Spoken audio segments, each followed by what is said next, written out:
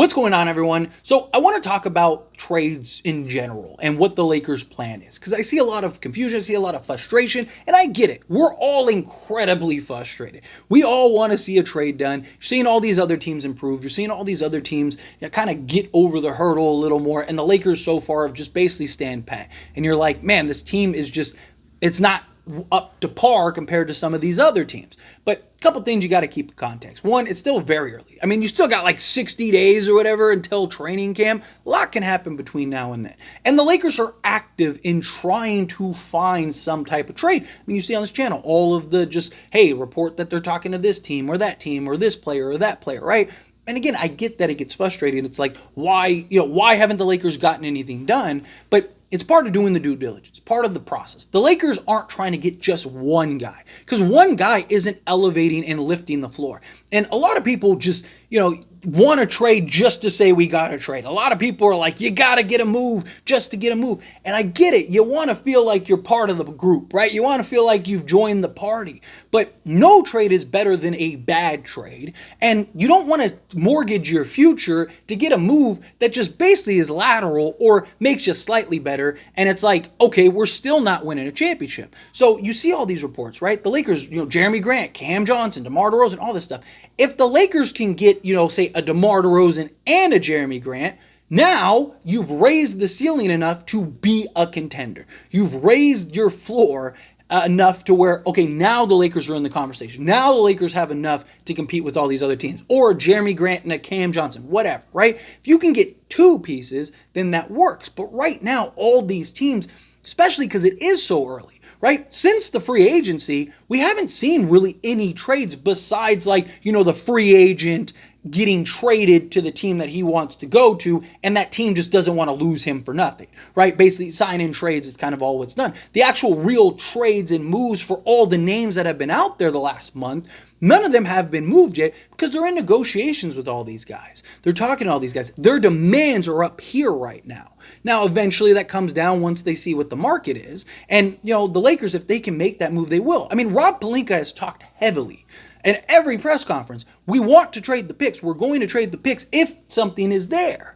He doesn't want to just make a trade just to be like, I did it. I made a trade. And it's like, oh no, we suck again. Like, it's just, he wants to make moves that are actually going to make an impact. And I know it's frustrating. I know we all just want to grab our pitchforks and our torches and yeah, let's go. But in reality, what is the end result, right? Rob Pelinka could potentially pull off something and we're all just like, wow. And I know some people want me to be more critical of the situation at hand, but we don't have all the information because we don't know what the end result is. And if I come up here and I'm like, oh yeah, Lakers suck, they're not doing any trades, Rob Pelinka needs to be fired, he's trash. And then tomorrow or an hour later, I got to come up here and be like, Rob Pelinka, woo, he made a trade, he did this, he did that. Again, we can be critical and go, hey, what's going on, Rob? Rob doesn't seem to be doing his job, but he is. We don't know what the conversations are going on behind the scenes. We don't know what deals or what kind of, you see things like Buddy Hield just went for a second round pick.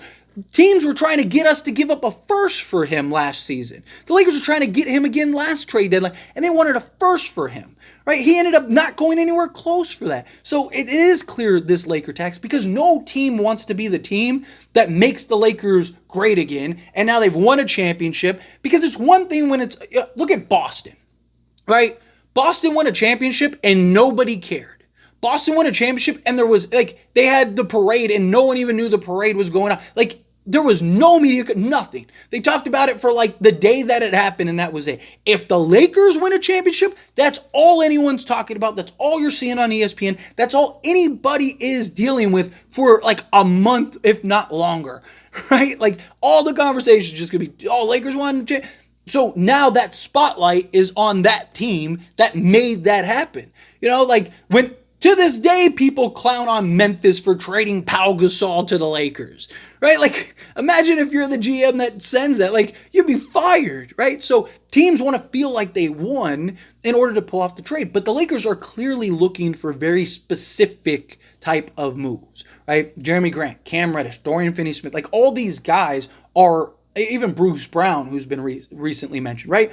all these guys are perimeter defensive guys because the Lakers' perimeter defense has been terrible. So they're all defensive pieces, as well as they are, 3-and-D style guys. So to me, clearly the Lakers are prioritizing that wing depth and trying to upgrade that, which I do get, right?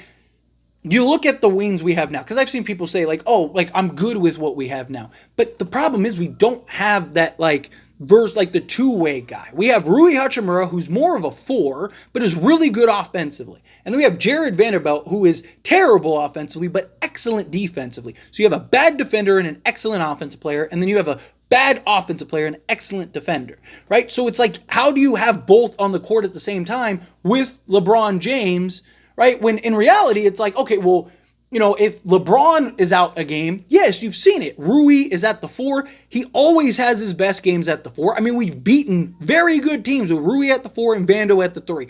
Why? Because now their skill sets complement each other. But it's hard to have both of them at the floor, on the floor at the same time. So if you can get a guy that's essentially the married version of those two, you do that, right? I know people want a center. I know people want big man upgrade. Definitely something that we should address. Problem is, there's not that premier center that's out there. Like Jonas Valanciunas, he would have been solid, but he signed immediately. So that plan was already probably worked out long before. So he was never realistically an option. Andre Drummond got a bag. I mean, for his standards, right? He got $5 million when he's been a vet minimum guy. So they gave him double. The Lakers weren't going to pay him $5 million to come. It doesn't make sense, right? So could the Lakers work out a trade for a center? Sure, but who? All the centers that are available are all insanely overpriced, and again, don't move the needle. So it's like, what kind of guys would move the needle? Perimeter guys, guys that can defend, guys that can shoot, guys that can make an impact on both sides of the basketball rather than just a big body, right? Especially with Anthony Davis, is probably going to play the 5 90% of the time, right? Yes, JJ Redick has intentions of playing 80 at the 4 more, but more times than not, he's going to start at the 5. He's going to play, say he plays 35 minutes, he's probably playing 20 minutes at the 5 and then 15 at the 4, right? LeBron probably plays 20 minutes at the 4 and 15 at the 5, right? Or at the 3. So you just need a serviceable big man that can come in. That's easier to find. There's still those guys on the market right now. So you can find that serviceable big man that you could bring in. Might even be Colin Castleton, right? Depending on how Colin Castleton looks at Summer League, because supposedly he's developed a 3-point shot. He's refined his game a little bit. He's looking a lot better, and he's looking more NBA ready. Well, if that's the case, then he may end up being your guy. Now you're talking about, 6'10", what is he, like 250 or something like that? So you're talking about a guy that, he's a bigger piece that can kind of bang down low. So he may be the answer, right? He may end up being the guy that you're kind of slotting and plugging in. And look, he's, 25 now or something like that? So, like, at some point, you got to get him in, right? Like, how long are you going to spend developing him? You're going to develop him another 3-4 years, and then what, right? It's like, okay, like, now he's 28. If he's ready, he's ready. If he's not, he's not. So I'm not really so worried about the center position, right? Like even Denver, right? A lot of people look at Denver and they go, oh man, like we got to get a center. We didn't lose the 2 years previously because Jokic was just so dominant and so good. We had no chance. No, it was everybody else. It was the perimeter. It was Michael Porter Jr. playing like he was prime Steph Curry. It was Jamal Murray playing like he was prime Michael Jordan. It was KCP hitting every shot like he was Klay Thompson. It was the other guys. So if we can get a quality 3-and-D guy that you can throw at whoever you need, like Jamal's torching us. Hey, Grant, get on him, right? Boom, right? And especially if you keep Jared Vanderbilt too. Right? Now you can play both of them and you don't have that like ailment, right? Now it's like, okay, you can put Jared Vanderbilt in various actions to make him effective, and you can have Jeremy Grant be a legit 3-and-D guy, but also he's a guy that just go get a bucket in general, right? So the idea that the Lakers are trying to do, and the reason trades haven't been done yet, they're trying to find who are those two pieces. Who is the A guy and the B guy that we can get to now add to this roster, and now we're a contender, right? Rob Pelinka doesn't want to just make a trade just to make a trade as much as we all want him to. But then the problem is like, let's say Rob does pull off a trade, right? Let's say he trades for Jeremy Grant, right? What's everyone going to do if we're bad again?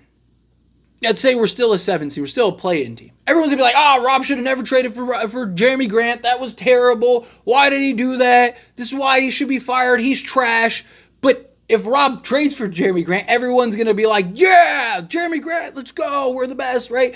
And then when reality sets in, because Jeremy Grant by himself isn't enough to make us a top 5 team in the league, everyone's going to be like, oh, grab the pitchforks and the torch again. Let's go. Time to march. Like, it's just, I don't think that that's the best approach, right? If he can find the 2 pieces, then find the 2 pieces. Bring them both in and let's go, right? You don't need to go, slay Shrek because, because he hasn't made a move yet, right? Like, let the ogre be, right? Like, so that's my thing. And I just wanted to kind of talk about this general because I get a lot of comments about this stuff, right? So I wanted to kind of clarify on just the kind of like basically answer all those questions in video form. So that way it's kind of like, here you go, rather than like typing, because I get a lot of those questions. But anyway, as always, this is a discussion, so I pass a question on to you. Let me know your thoughts and opinions down in the comments below. What do you think? How do you feel? What are your thoughts? Do you agree with my points? Do you disagree with my points? Do you want them to make a trade just to make a trade? Or are you fine with like, yeah, like I want them to make a trade, but it has to be the right trade. Again, I want them to make a trade. I believe they have to and need to make a trade. Otherwise, what are we doing here, right? Like, you have to make a trade. If you don't make a trade, you're in trouble.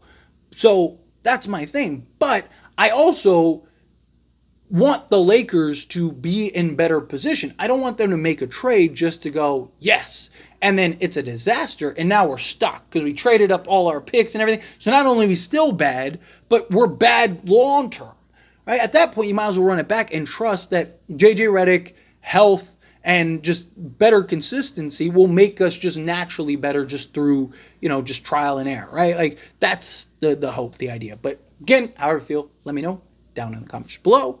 That being said, if you haven't liked this video, hit that like button. Helps me a lot. So we enjoy these types of videos, and I truly appreciate it. Not subscribe to the channel, hit that subscribe button. Turn on the bell notifications. Appreciate y'all. See you in the next one. Thank you.